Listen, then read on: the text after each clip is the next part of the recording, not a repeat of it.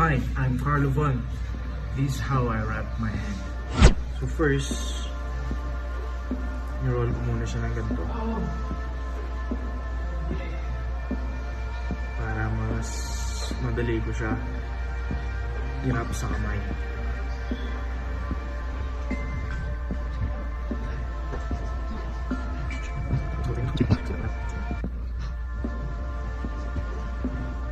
So, ayan.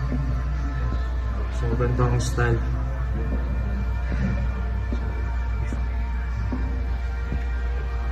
So, first, maraming klase pero yung sa akin, ganito yung ginagawa ko. Yung iba, sinushoot nila dito. We start here. So, I can show it first. Like that.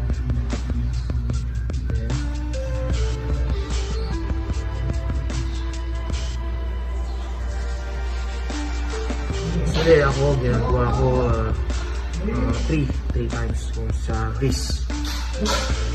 So yung sakto lang, yung hindi siya tight gaano or hindi rin maluwag.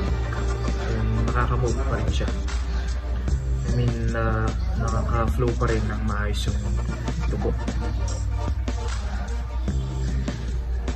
Next, sa wrist ay sa knuckle.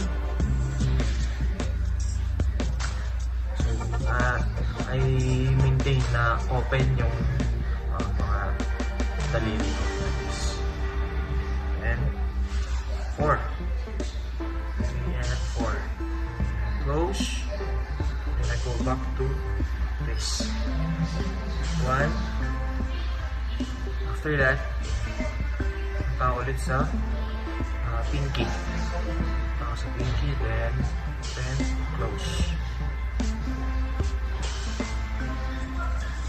Again, not that tight, too much tight. Sakto lang, pwede mo siyang gulong-gulong. And naka-close yung face mo. Maayos. Then, go ulit sa face. Isang ikot. Again. And balik ulit sa middle naman. Middle ng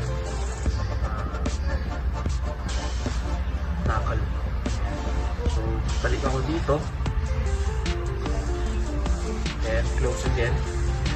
Sa wrist again. Isang ikot. Then, sa pointing. Finger naman last. Then, balik again sa... Ako, prefer ko yung lalagyan ko siya ng pegs dito. Para mas matigas yung wrist ko. Hindi siya madaling nabibend.